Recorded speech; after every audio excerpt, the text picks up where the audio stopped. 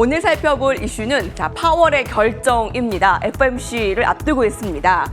어게인 2013. 2013년도에 테이퍼링이 결정된 이후에 주가가 급락했던 바가 있습니다. 그때가 재현될지 아니면 알터니가 쏙 빠져 불확실성이 해소되는 측면으로 봐야 될지 이번에 FOMC에 굉장히 주목하는 이유입니다. 미국 연준의 FOMC 이목을 쏠리고 있는데 앞서 예고했던 테이퍼링의 도입과 금리 인상 여부까지 결정하면 국제 경제에 큰 영향을 미칠 것으로 보고 있는데요. 외신에서는 연준의 테이퍼링 도입 거의 확실시하는 이 분위기입니다. 금리 인상에 대해서는 아직 말을 아끼고 있습니다만 내년 6월에 금리 인상이 전망이 됩니다. 사실 한 달 전만 하더라도 내년 6월에 금리 인상 전망이 20% 이하였습니다. 근데 이번에 65% 이상으로 가능성이 점쳐지면서 한 달 사이에 분위기가 굉장히 많이 바뀌었다라는 것도 파악이 되고요. 2013 벤 버냉키 의장의 테이퍼링 발표 후에 주가 급락 사례를 한번 살펴볼 필요가 있어 보입니다.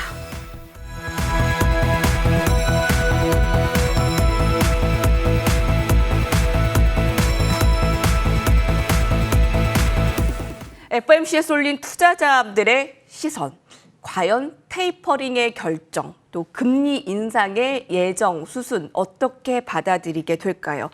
테이퍼링이 결정된다면 앞서 앵커님에서도 봤지만 어게인 2013이 될까? 아니면 알터니가 빠지는 불확실성 해소로 긍정적으로 받아들일까?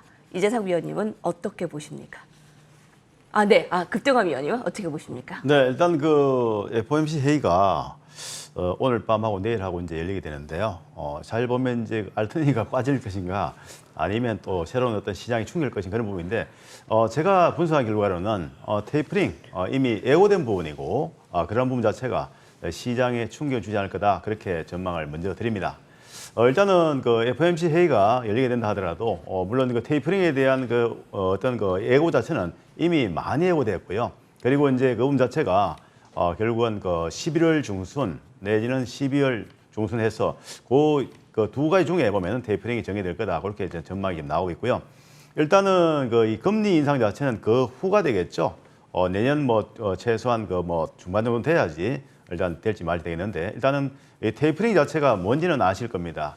매월 그 자산 매입을 하게 되는데요. 자산 매입 자체 보면은 결국은 물론 두 가지 되겠죠. 국채 매입을 한다거나 아니 MBS라고 해가지고 주택 저당증권을 매월 1,200억 달러를 자산 매입하는 것을 일단 테이퍼링을 하게 된다면은 자산 매입 규모를 축소하게 되겠죠. 그래서 예정된 것은 뭐냐면은 이 자산 매입 자체를 국채 자체를 보면은 한 100억 달러 정도 줄이고 매월 그리고 MBS 주택 저당증권 같은 경우는 한 50억 달러 정도 줄여서 매월 줄여 나가서 결국은 1,200억 달러 지금 보면은 매입하던 것을 일단은 중단한다. 그것이 바로 테이퍼링인데요.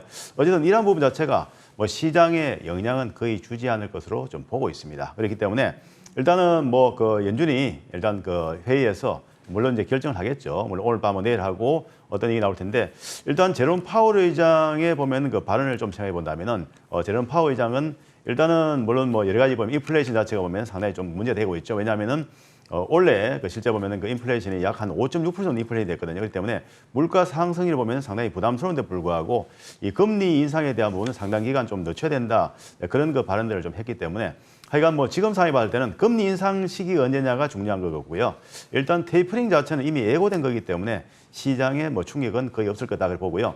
일단 여러 가지 그런 이야기 나오는데도 불구하고 미국 시장에 보면은 다우나 나스닥 지수 같은 경우 사상 최고치를 또 갱신하는 흐름 자체가 나오고 있습니다. 그렇기 때문에 이것이 일시적으로 봤을 때 시장이 그다지 갑자기 나왔던 그런 자료라면 악재로 작용하겠지만은 이미 예방주사를 다 맞아 볼 수 있습니다. 예방주사가 뭐냐면은 우리가 보면 코로나 예방주사를 맞아서 보면은 상당히 좀 자유롭듯이 테이퍼링에 대해서 지난해부터 해서 1년 내내 잘 보면 예방주사를 맞았습니다. 그리고 또 계속적으로 연준에서도 예고를 계속 했습니다. 테이퍼링 할 거다, 언제 할 거다.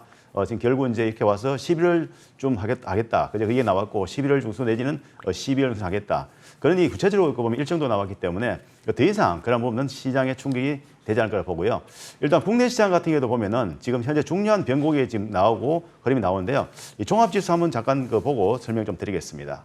이 코스피 지수를 보시면 이 하락 파동이 지난번 나왔거든요. 이 하락 파동이 보면은 나오고 나서 그러나서 보면은 주가가 이 이관에서 이중 바닥을 만들었어요. 이중 바닥을 만들고 반등이 나왔거든요. 그래서 반등이 나왔기 때문에 이 라인에서 21선 이탈했다가 바로 회복한 모습이 나왔기 때문에 일단은 종합지수 의미 자체로 보면은 지금 상태로 볼 때는 이제 의미 있는 바닥, 그러니까 2,900 라인에서 코스피 지수가 저점을 확인하고 반등이 성공하고 재차 20을 이탈했다가 회복이기 때문에 향후에 그 지수의 방향성 자체도 보면은 안정적으로 흘러갈 가능성이 있다. 그렇기 때문에 시장에 대한 전략은 뭐냐면은 지금 테이퍼링을 우려하기보다는요. 일단은 그 시장에서 어떤 종목들을 잡아 들어갈 거냐 그런 부분이고요. 일단 오늘 그 삼성전자가 보면 또 의미 있는 반등이 나왔습니다. 물론 이제 지속성에 대한 부분은 좀 두고 봐야 되겠지만 일단 외국인하고 기관하고 보면은 그 양 시장에서 또 양매수가 들어갔거든요. 그리고 또한 삼성전자에 대해서도 보면 그 매수고 대형주를 보면 거의 동반 좀 반이 나오기 때문에 이런 부분 자체가 시장의 또 흐름에 볼 때는 상당히 좀 긍정적이다 이렇게 생각하기 때문에 시장에 지금 보면은 뭐 테이퍼링 우려보다는 어떤 종목들을 매매 들어갈 거냐 그리고 어떤 종목들이 주도할 거냐 이런 부분에 대해서 더 관심을 가지고 볼 필요 있다. 그 정도로 말씀을 드리겠습니다. 연준은 지난해 코로나19 시국에 대비하기 위해서 금리를 제로 수준으로 낮추고 월 1,200달러에 이르는 자산 매입을 시행했습니다. 이제 그것을 테이퍼링을 실시하면 조금씩 줄여나가는 것인데 급등화 위원님께서는 그것의 긴축 쇼크보다는 이제 어떤 종목을 매매하고 이런 수익을 얻어야 되는가 그것에 좀 초점을 맞추라라는 걸로 여러분들께서 판단을 하시면 될 것 같습니다.